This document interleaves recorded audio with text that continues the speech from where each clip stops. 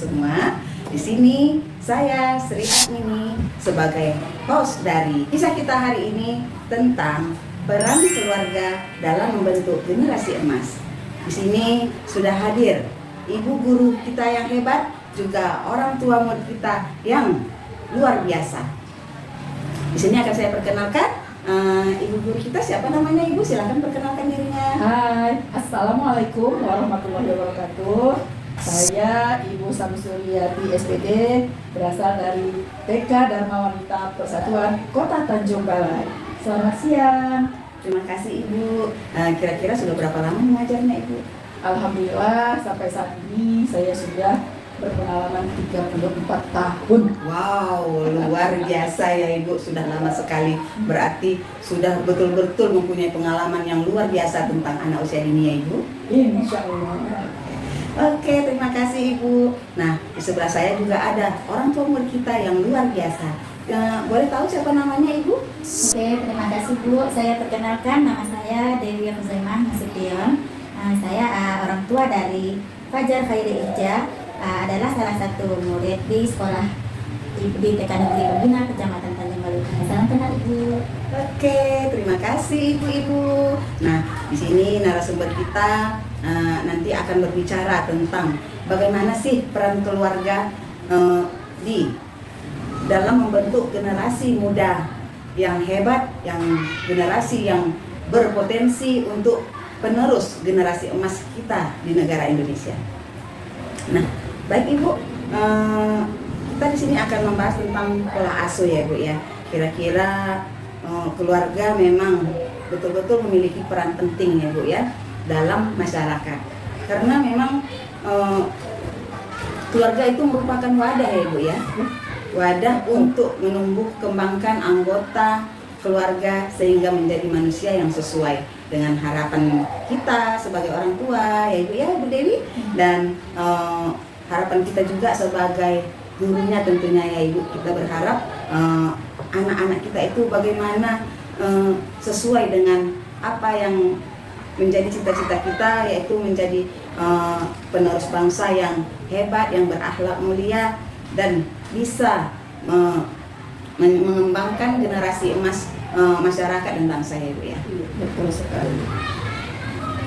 Baik ibu, kira-kira saya dengan ibu Tati dulu ya sebagai guru PAUD. Kira-kira ibu usianya, maaf ibu, usianya udah berapa? Sekarang usia Ibu sudah 58 tahun. Wow.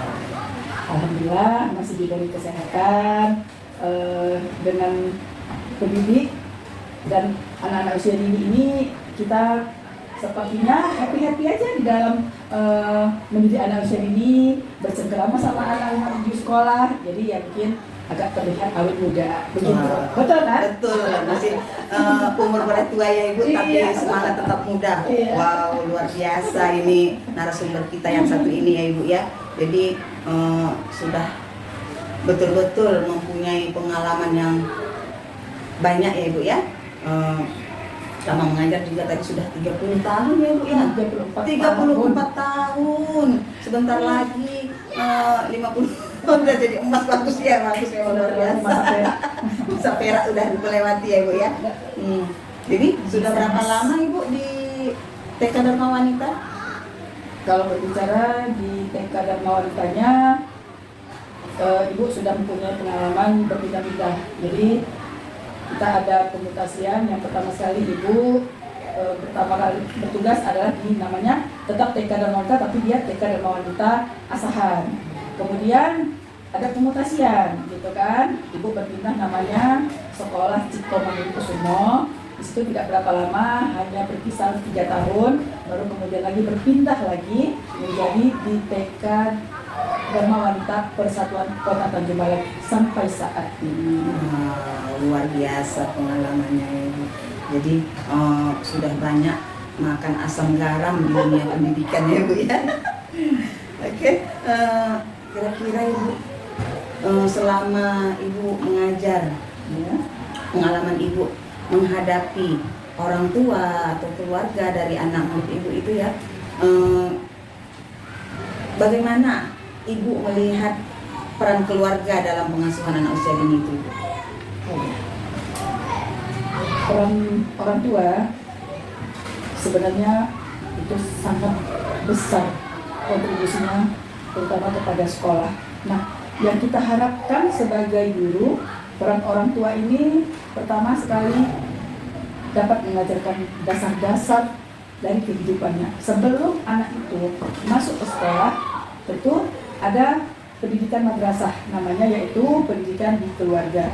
Jadi pendidikan madrasah itu adalah pertama yang harus didapatkan anak usia dini, yaitu seperti mereka tuh sudah diberi bekal moral, etika, kemudian lagi sedikit banyaknya agama, itu harus sudah diarahkan kepada anak usia dini. Kemudian peran sebagai orang tua itu tentunya jadi role model, ya, yang kita harapkan pendidikan bukan tuh role model keluarganya itu. Kenapa? Di situ role model jadi contoh yang baik, contoh teladan bagi anak-anak, terutama kan orang tua dulu yang melihat anaknya. Kemudian orang tua itu harus menjadi pelindung, terutama memberikan rasa nyaman kepada anaknya, terutama lagi kesehatannya. Karena kalau sudah kesehatan anaknya itu baik, tentu untuk perkembangannya nanti masuk ke sekolah, dia sudah kesehatannya sudah terjaga, kemudian bisa aktif di sekolah. Kemudian lagi peran orang tua itu harus dapat menjaga tumbuh kembang anaknya. Nah, disinilah peran orang tua bagaimana memberikan nutrisi kepada anaknya, terutama sekali makanan yang bergizi. Kemudian memberikan stimulus seperti mengajak bermain, bercerita, karena itu sangat penting untuk tumbuh kembang anak kita. Yang terakhir, Ibu rasa orang tua itu sebagai pembimbing sosial. Nah, di mana perlu orang tua ini membimbing anaknya bentuk kejujuran, ya, tanggung jawab, kemudian bagaimana dia di lingkungan sosialnya untuk bertemu nanti ketika masuk sekolah bersama teman-teman sedayanya dan orang dewasa seperti kita, ibu gurunya. Mungkin pola asuh itu yang utama yang harus kita harapkan dari orang tua. Demikian, Ibu. Berarti pengaruh keluarga terhadap perkembangan anak usia dini itu memang sangat besar ya? Sangat luar biasa sekali. Kira-kira seberapa besar pengaruh orang tua ini terhadap perkembangan anak di sekolah? Kalau melihat yang berpengalaman Ibu di sekolah pribadi, sangat besar sekali. Karena kenapa? Kita melihat bahwasanya ketika anak yang didampingi bersama orang tuanya daripada anak yang tidak didampingi orang tuanya, itu sangat besar pengaruhnya. Pertama, kalau anak ini didampingi orang tua dalam arti kata mengantar ke sekolah, bukan berarti masuk ke dalam kelas ya, untuk tumbuh kembang itu sangat luar biasa. Kenapa? Kepercayaan diri anak itu memang sangat tumbuh sepertinya daripada anak yang memang diantar mungkin sama, kalau di sekolah itu banyak ibu yang ada pengasuhnya gitu kan, diantar sama pengasuhnya kemudian pulang gitu kan. Perkembangan mereka bersama temannya itu memang terlihat sekali. Jadi seolah-olah anak yang memang diantar orang tuanya ketika berpisah sama orang tuanya itu ada semacam sentuhan kasih sayang, ya. Terus kita di sekolah menyambutnya dengan senang daripada anak yang memang diantar sama pengasuhnya, udah diantar selesai ya berbalik. Jadi sangat besar pengaruhnya kepada anak ketika perkembangan itu yang memang orang tuanya mendampingi sama anaknya. Seperti itu ya, Bu ya. Berarti anak yang mendapat kasih sayang dari orang tuanya, anaknya menjadi ceria seperti itu ya, Bu ya. Iya. Seperti Di sekolah gitu kan, apalagi ketika nanti menjemput sekolah, orang tuanya sudah berada di situ, itu sangat luar biasa. Kita lihat perkembangan anaknya. Ya. Terima kasih, Ibu. Wow, memang ini betul-betul menambah pengalaman wawasan kita ya, Bu ya, tentang bagaimana peran orang tua itu. Dan kira-kira kalau pola asuh orang tuanya yang welcome, yang tidak otoriter seperti itu ya, Bu ya. Jadi kira-kira selama pengalaman Ibu menghadapi orang tua yang udah ribuan kali ya Bu ya, Iya. di sekolah itu. Jadi jenis pola asuhnya itu Bu, yang sering Ibu temui pada orang tua siswa itu seperti apa? Pola asuh Iya. sebenarnya kita sama-sama tahu bahwasanya ada 4 pola asuh. Yang pertama itu kita tahu dengan pola asuh yang otoriter, kemudian dia demokratis, kemudian ada namanya permisif, kemudian ada cuek atau mengabaikan. Nah, jelas karena di dalam lingkungan yang berbeda, anaknya datang dari mana, dan latar pendidikan orang tua yang berbeda, tentu pola asuh ini terlihat kembali lagi kepada tumbuh kembang anak. Nah, ada beberapa orang tua yang memang sudah terbiasa mungkin di lingkungan keluarganya memang memberikan pola asuh yang demokratis. Nah, ini tadi terlihat memang ketika anak yang pola asuhnya dengan memakai pola asuh yang demokratis, kenapa? Di sini kalau demokratis itu kan orang tuanya tuntunannya kan tinggi tuh, tetapi responnya juga harus tinggi. Nah, di dalam respon yang tinggi itu mereka memiliki kemampuan sosial yang baik. Beda dengan yang otoriter ya. Otoriter ini orang tuanya tuntutannya tinggi, tapi responnya rendah. Ya, jadi ketika itu anaknya terlihat dampaknya patuh seketika. Nah, tetapi cenderung anak itu kurang bahagia. Ya. Beda lagi Bu, ada itu yang permisif. Kalau permisif itu kita sama-sama tahu kebalikan dari otoriter. Iya. Ya. Serba membiarkan. Iya, ini dia tuntutannya rendah, ya kan? Tapi responnya tinggi, sehingga anak itu kemana-mana ya selalu diawasi, sehingga anak tidak merasa bahagia, dikekang terus. Jadi terlihat juga kalau itu perkembangannya tidak baik, anaknya manja. Nah, kemudian ada juga yang kita temui, namanya tadi kembali lagi dengan pola asuh yang berbeda, lingkungan berbeda, dengan orang tua yang pola asuhnya cuek, diabaikan. Jadi ini seolah-olah tuntutan rendah, respon rendah, ya kurang komunikasi sama anak, ya kan? Jadi memang nampak anaknya pun di lingkungan sosialnya itu memang apa ya, tumbuh kembangnya itu kurang baik, jadi selalu membuat masalah ya bersama temannya. Ya seolah-olah kita paham anak itu semua minta perhatian ya sama orang dewasa, tapi itu tadilah kembali sebaik apapun itu kita melihat pola asuh itu yang manapun yang baik itu demokratis ya. Boleh tuntutan kita tinggi, respon kita harus tinggi ya kan. Jadi anak itu sama-sama kita dapat, anak pun mendapatkan kasih sayang sama kita, itu buat anak bahagia. Mungkin itu Bu pola asuh yang dapat saya jelaskan. Memang luar biasa ya Ibu ya. Jadi dampak pola asuh itu juga dari dampak dari pola asuh yang dikelola orang tua juga berpengaruh terhadap perilaku anak ya Ibu ya. Berarti yang menurut Ibu yang betul-betul membuat anak ceria, bahagia, aktif dan berani berbicara seperti itu ya Bu, berarti pola asuh yang demokratis ya Bu ya.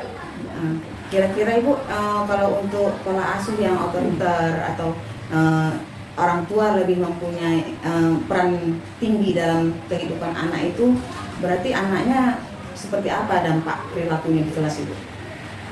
Itu tadi karena dia mungkin di lingkungan itu otoriter, selalu dengan suara keras ya, bentuknya tadi apa-apa itu harus memang tetap dengan ketentuan orang tuanya. Jadi anak itu tidak merasa ada kebebasan. Dalam arti kata, anak usia itu kan bebas, dia kan mau berekspor ya. Contohnya, mungkin di rumah itu ada peraturan tidur siang misalnya. Nah, ketika memang anak itu terbiasa dengan tidur siang, tapi ini tadi pola yang memang sudah sebelumnya memang sudah diterapkan, mungkin tidak perlu orang tua itu harus marah-marah, bentak-bentak ketika jadwal tidur siang itu yang sudah ditetapkan. Mungkin cukup dengan perkataan yang lembut atau sentuhan. Contoh sekali, ayo nak, mungkin kamu tadi di sekolah sudah banyak beraktivitas, sudah banyak main bersama teman-teman. Nah, kayaknya sekarang kita butuh waktu istirahat, ya kan? Mungkin dengan berbicara seperti itu, mungkin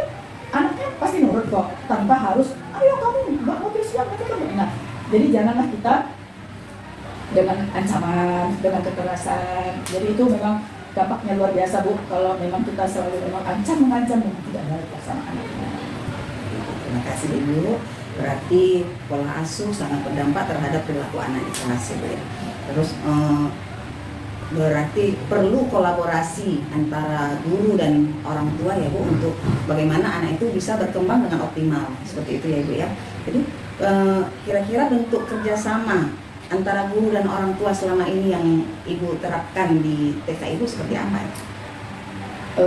Berbicara dengan kolaborasi bersama orang tua, kita ada mengadakan nanti pertemuan parenting ya. Jadi pertemuan orang parenting itu adalah kita duduk bersama, itu sudah terjadwalkan. Jadi orang tua nanti kira-kira kalaupun memang ada orang tua yang memang mampu sebagai narasumber, itu kita libatkan. Kemudian ada buku penghubung, ya semacam buku penghubung, yaitu misalnya ada catatan-catatan yang memang dibutuhkan orang tua. Jadi kita itu kan ada catatan sebagai penghubung supaya orang tuanya dapat membaca untuk perkembangannya si anak tadi kan. Kemudian lagi yang diharapkan kolaborasi ini adalah pendampingan. Orang tua harus mendampingi anaknya. Dalam arti kata pendampingan ini tadi mungkin cara belajarnya ya. Memang tidak dituntut ditamankan anak-anak usia itu harus belajar, tapi dalam arti kata belajar itu kan dengan bermain. Kita sama-sama tahu dengan bermain. Mungkin ada buku-buku cerita yang harus dibacakan ketika anak lagi malam, gitu kan. Kemudian lagi bentuk kolaborasinya, sesekali bolehlah kita untuk monitoring ke rumah mereka ya, supaya mungkin lebih tahu gimana ya keluarga ini, gitu kan. Bukan mau harus tahu keberadaannya, tidak kan, cuma bagaimana kita sebagai guru dapat nanti berkolaborasi bersama orang tuanya ketika kita memahami setelah kita mendapat pertemuan di rumah. Jadi tidak hanya di sekolah, mungkin kita bertamu ke rumah mereka gitu ya. Itu visitasi lah ya. Iya, jadi itu kalau misalnya parenting kan ada berkalanya ya Bu ya. Misalnya nggak juga lah sebulan sekali, mungkin dalam satu semester kita ada 2 atau 3 kali yang sudah terjadwalkan. Mungkin Ibu rasa terus ada berbentuk PA group. Nah, ya itu ya. Jadi banyak lah yang Ibu laksanakan untuk bagaimana bisa berkolaborasi dengan orang tua. Iya, karena dari WA group nanti kegiatan anak kita masukkan ke grup. Nah nanti orang tuanya kan melihat apa ya kegiatan yang dilaksanakan anaknya sama gurunya. Jadi mungkin orang tuanya nanti kan ada komen di situ ya. Ya jadi itu menambah hubungan kita juga berkolaborasi bersama orang tua. Jadi ada kendala yang kira-kira yang Ibu hadapi selama berkolaborasi dengan orang tua? Pasti, kalau kendala itu pasti ada, karena sebagian orang tua kita kan ada yang bekerja. Iya. Ya. Jadi itu sudah kita maklumi, sudah kita pahami. Nah, disinilah kita menyikapi kapan pertemuan itu supaya kita bisa bersama. Nah itu, terkadang ibu sudah dijadwalkan, tapi orang tuanya sebagian, Bu, kayaknya hari ini ya kita harus ada tarik ulur dengan penjadwalan juga supaya nanti jangan berulang-ulang penyampaian itu. Ya mungkin itu sangat sudah diperhitungkan, makanya di pertemuan di awal penerimaan murid baru misalnya ya Bu, itu harus kita bicarakan bahwasanya kita nanti ada pertemuan orang tua untuk membahas ini gitu kan. Kenapa? Karena kolaborasi ini termasuk dia ketertiban sekolah yang harus orang tua tahu juga. Maksudnya dari segi masuk dan pulang, jadwal sekolah, kemudian berpakaian anak juga. Itu kan harus dari awal harus kita bicarakan sama orang tuanya. Terima kasih Ibu. Sungguh saya juga sebagai orang tua ya Bu ya, merasa masih kurang pengalaman saya walaupun langsung menghadapi anak dengan pengalaman ibu seperti itu. Memang luar biasa ya Bu ya. Terus ini zaman teknologi ya Bu ya. Teknologi ini betul-betul memang mempengaruhi peran besar terhadap kehidupan anak sekarang ini ya Bu ya. Jadi dari awal bermain mereka lebih menyukai gadget seperti itu ya Bu ya. Nah, jadi kalau pengaruh penggunaan gadget pada anak usia dini ini tuh seperti apa Ibu? Untuk zaman sekarang ya, kita tidak bisa menyalahkan IT, teknologi, karena memang sudah tuntutan zamannya. Iya. Tapi bagaimana sikap kita sebagai guru, karena memang besar pengaruhnya dampak ketika anak yang saya hadapi tidak fokus di dalam kelas, kemudian tantrumnya lagi.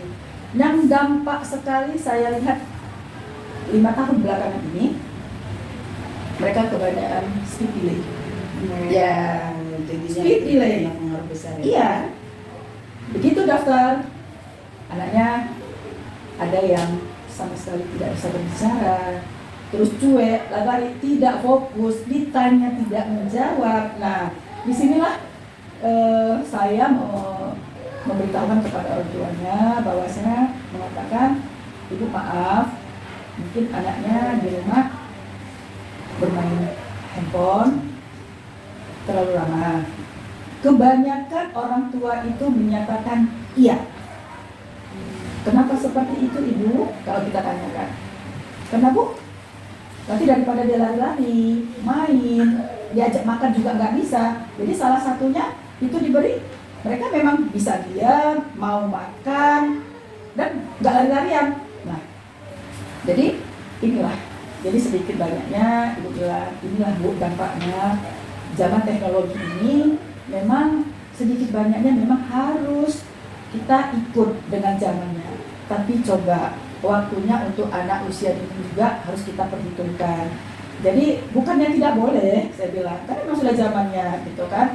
Tapi ini tadi Bu, adalah durasi yang harus kita berikan sama komitmen kita bersama anak.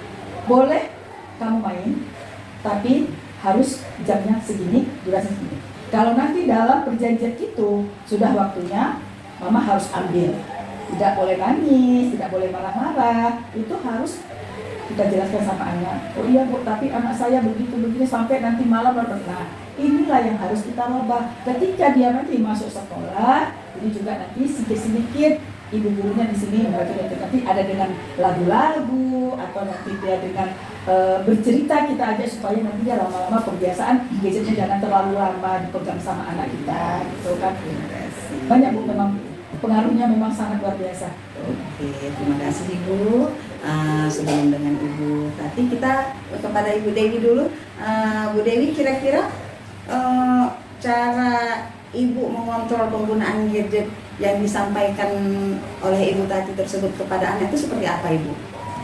Oh, kalau sama saya, sama anak saya ya, saya lakukan. Dia memang di rumah dia sering main gadget juga.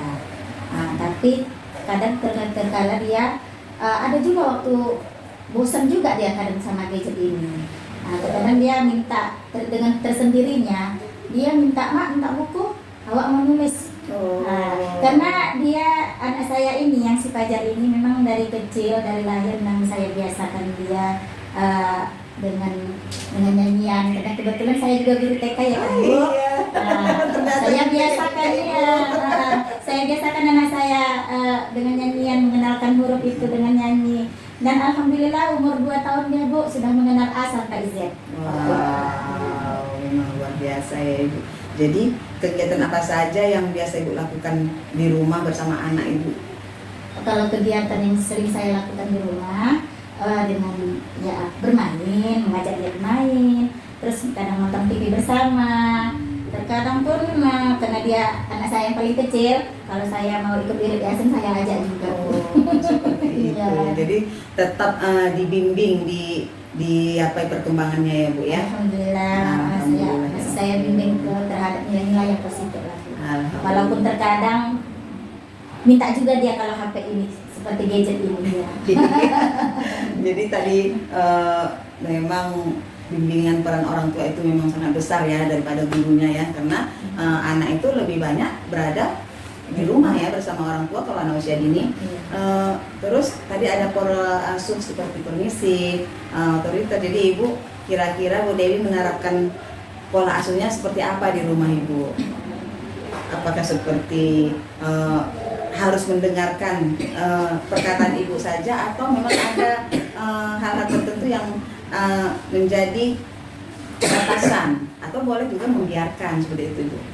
Oh, seperti ini Bu, kalau saya di rumah ya, terhadap anak saya, kalau yang saya terapkan itu kalau dalam dia meminta, atau seperti meminta lah, saya bertanya dulu mau ngapain, atau anak saya kan kebetulan ada 4 di rumah. Iya. Jadi cowok semua. Wow, Iya, luar biasa, laki-laki semua. perkasa semua. Iya.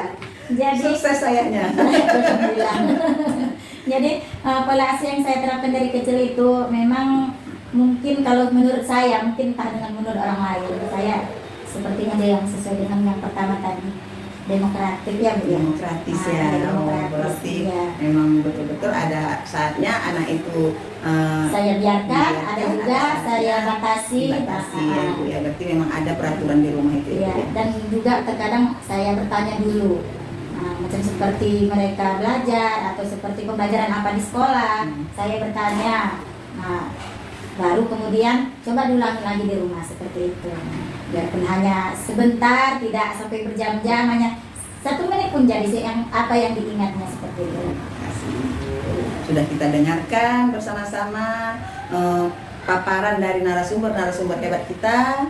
Jadi kira-kira yang menjadi harapan Ibu kepada orang tua seperti apa Ibu untuk mengasuh anak itu?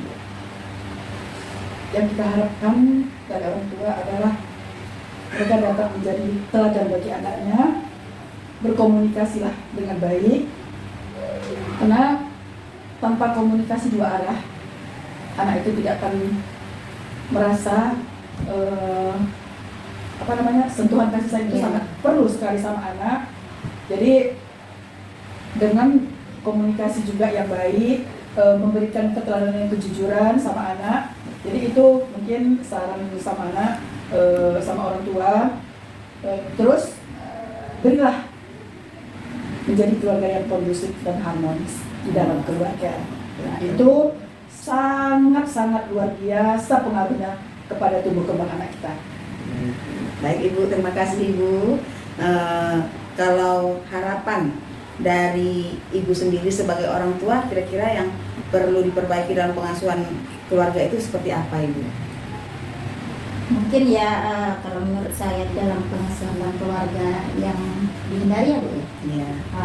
Mungkin yang dihindari itu Saran Ibu. saran saya ya, kita sebagai orang tua sama-sama lah memperbaiki perilaku terlalu melindungi terhadap anak, ya kan? Jangan apa-apa kita turuti. Adalah batasan-batasan tertentu, yang mana negatif, yang mana positif, yang harus kita ikuti. Kalau misalnya anak itu cenderung yang negatif, ya harus kita ingatkan. Dan kalau anak itu meminta yang ke hal yang positif, harus kita arahkan yang positif yang bagaimana. Itu menurut saya. Baik Ibu, terima kasih kami ucapkan kepada kedua narasumber hebat kita. Luar biasa, sungguh menambah wawasan kita. Sampai di sini dulu Sobat PAUD, bincang-bincang kita tentang peran keluarga dalam membentuk generasi emas. Jadi lain kali kita akan bertemu lagi ya Ibu. Memang sangat membuka wawasan pikiran kita Ibu. Dan kepada sobat-sobat PAUD semua, jangan lupa subscribe, like, and share. Terima kasih.